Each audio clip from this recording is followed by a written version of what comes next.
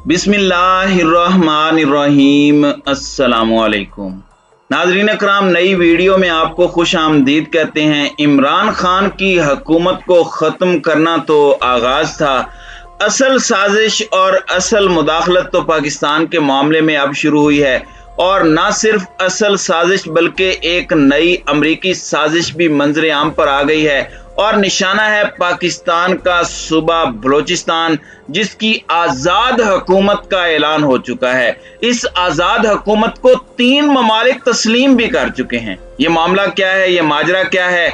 नायला कादरी नामी खातून कौन है? दुश्मन उससे काम क्या लेना चाहता है? इस वक्त अंदर खाते पक क्या रहा है? और क्यों ये इस पूरे रजीम चेंज ऑपरेशन के ऐन बाद ही मामला शुरू हुआ? और किस तरह से आज पाक सरजमीन को इमरान खान की जरूरत पड़ गई है और पाक फौज की इस सारे के सारे मामले में कार्रवाइयां तो जारी हैं।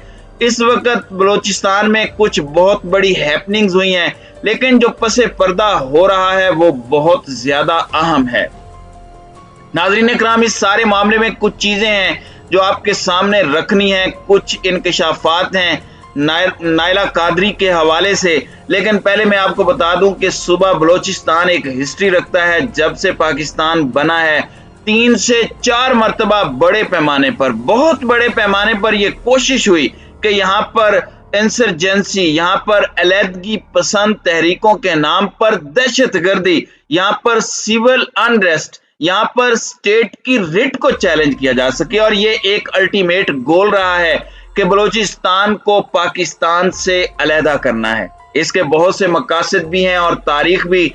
75 साल में हर तरह की सपोर्ट की गई बलोचों की दुश्मन दहशतगर्द तंजीमों की। ये बलोच दहशतगर्द तंजीमें नहीं है। BLA BLF दर हकीकत ये बलोचों की दुश्मन दहशतगर्द तंजीमें हैं और सोवियत यूनियन के टाइम से भी गर्म पानियों तक रसाई के लिए यही प्लान था। तो ये तफसीलात आपको पता है। तो ये अल्टीमेट गोल इसके बाद भी रहा कि इस जगह को पाकिस्तान से अलग किया जाए, यहाँ पर एक कमजोर सी आज़ाद हुकूमत हो जो आलमी ताकतों की आला कार हो, जिसके पास अपनी फौज ना हो और फिर इसे ये इस्तेमाल करते रहें। फिर CPEC बना और CPEC राहदारी ने एक नई तारीख रकम की कि जिसने यहाँ से गुजरना है गुजरे। और पाकिस्तान ने यहाँ तक कहा कि गवादर CPEC, इसमें कोई भी आकर इन्वेस्ट करे, अमेरिका इन्वेस्ट करे, सऊदी अरब इन्वेस्ट करे, सबके लिए ये रास्ता खुला है। ये कोई चीन के साथ हम कंटेन नहीं करना चाहते, सबके साथ है। लेकिन अमेरिका के मंसूबे कुछ और हैं और उसके बलोचिस्तान के अंदर अपने मफादात बहुत ही मुख्तलिफ हैं। एक तो अमेरिका अगर बलोचिस्तान के मामलात के अंदर अपने घटिया और मकरू प्लान्स के अंदर कामयाब हो जाता है तो उसे अफगानिस्तान तक डायरेक्ट एक्सेस भी मिलती है, जिसके लिए उसे इतने बड़े ऑपरेशन करने पड़ते हैं। कभी रजीम चेंज, कभी कुछ बिलियंस ऑफ डॉलर्स इन्हें झोंकना पड़े हैं वॉर एंड टेरर में। अलबत्ता इससे कहीं ज्यादा ये अपना नुकसान करवा बैठते हैं पाकिस्तान की तरह। और इसमें अमेरिका का दूसरा जो अहम तरीन फायदा है, जिससे आप समझ लें कि ग्लोबल पॉलिटिक्स का फैक्टर है, पाकिस्तान से भी बहुत ऊपर की गेम चल पड़ती है, वो है कि पाकिस्तान, चीन और CPEC को खत्म किया जाए और इनके इत्तेहाद को भी, और चाइना को साउथ चाइना सी तक कंटेन करने का जो मंसूबा है, ये वो एक फॉल्ट लाइन है, ये वो एक कमजोर जगह है जहां पर वो वार करते हैं, कोशिश करते हैं। लेकिन अल्हम्दुलिल्लाह इससे पहले भी वो नाकाम हुए, हमेशा नाकाम रहे हैं। लेकिन अब चूंकि हौसले बढ़ चुके हैं कि हम तो इनका मुल्क भी खरीद सकते हैं, ये तो हमारे जर खरीद गुलाम हैं, ये तो चंद टकों पर पलने वाले लोग हैं, इनके नुमाइंदे, इनके नेशनल असेंबली के अंदर वोटों से आए हुए इनके रिप्रेजेंटेटिव चंद नोटों पर बिक जाते हैं। ये हमारे लिए शर्म का मकाम है कि इतना कुछ हो रहा है और इस पर हमारी इंपोर्टेड हुकूमत मुजरिमाना तौर पर खामोश है। अब पाकिस्तान में रजीम चेंज हुआ, अमेरिका उसके पीछे है और इस मामले पर तहकीकात करवाने को कोई तैयार नहीं है। और आलमी ताकतों की जी हजूरी इस हुकूमत को करनी है। ये इंपोर्टेड हुकूमत इनके सामने आंखों में आंखें नहीं डाल सकती। ये FATF के बारे में ठीक कहते थे, मैंने गलत कहा था कि FATF से खान ने निकलवाया। FATF के सारे निकात पर खान ने अमल किया, सिर्फ एक नुक्ते पर अमल नहीं किया जिसकी वजह से पाकिस्तान फंसा हुआ था।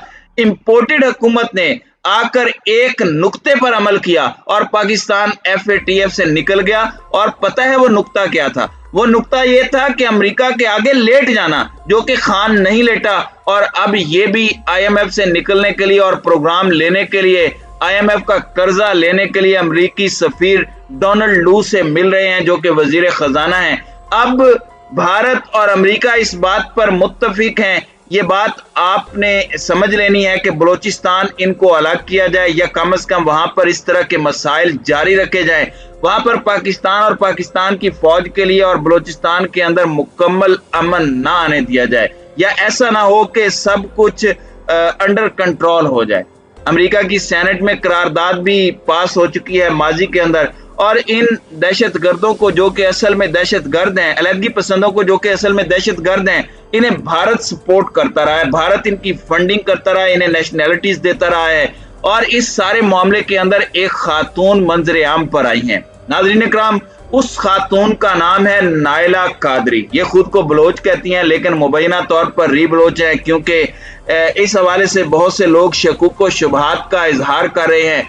उन पर इल्ज़ाम है कि ये भारतीय खुफिया एजेंसी की आलाकार हैं और ये खातून कनाडा में रहती हैं, लेकिन ये भारत भी मुबैना तौर पर आती जाती रही हैं और पाकिस्तान के खिलाफ हर तरह की बातें, हर तरह का गंदा प्रोपेगेंडा, हर तरह की गलीज बातें भी ये औरत पाकिस्तानी अवाम के जज्बात और बलोच अवाम के जज्बात के बरखिलाफ भारतीय चैनल के ऊपर कहती रही है। और हर हद इस औरत ने फलांगी है पाकिस्तान के खिलाफ। वहां पर फिर इनके जितने सेल्स हैं, डिस इन्फो लैब है, मामा कदीर वगैरह, ये सब बाहर बैठकर फिर कहते हैं कि हम तो बड़े मिस्कीन हैं, ये हो गया वो हो गया, पाकिस्तान की काबिज फौज है, मकबूजा बलोचिस्तान है, ये दहशत गर्दी के सिंपथाइजर हैं, ये BLA BLF के खिलाफ कुछ नहीं बोलते, लेकिन पाक फौज के खिलाफ हर्जा सराई से ये बाज नहीं आते।